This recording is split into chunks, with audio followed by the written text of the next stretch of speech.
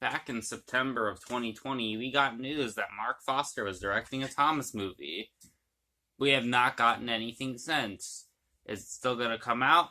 Who knows? But in case Marc Forster is having trouble trying to make a Thomas film, here are 5 tips for what you could and could not do to make a Thomas movie. Number 5.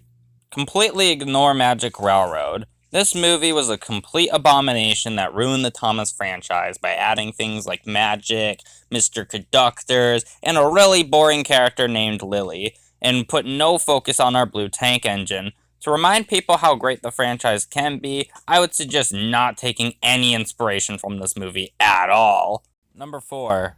Keep the cast of characters small. Thomas has a lot of characters, but because this film is going to be a big comeback for the franchise, at least I hope it will be, keeping the cast small is probably a very good idea for new fans. Number 3. Just do voices that fit the characters. Like, nowadays in film, you always have your Chris Pratts and your Tom Hollands playing literally everybody.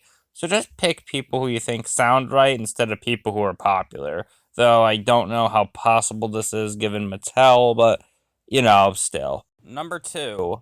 It's okay to stretch the ride of realism quite a bit. Sure, I'm not saying do this, or this, but if your story, Marc Forster, requires the stretch of realism, that's okay. This is Thomas the Tank Engine, not a documentary about steam engines. If you feel you need to just stretch some realism a tad to make your story work, that is 100% okay. Just don't push it too far. Number 1. I'm not entirely sure of your familiarity with Thomas, but if you're not familiar enough, it's not a bad idea to look into fan stuff.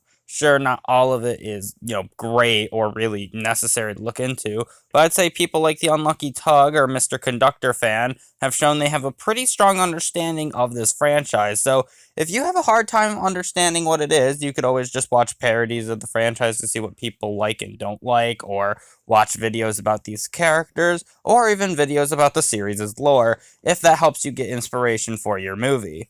I hope you like the list. If you didn't, tell me why. And if there's any things you think the Marc Forster movie should do, to bring Thomas back into the limelight, tell me in the comments below. See ya!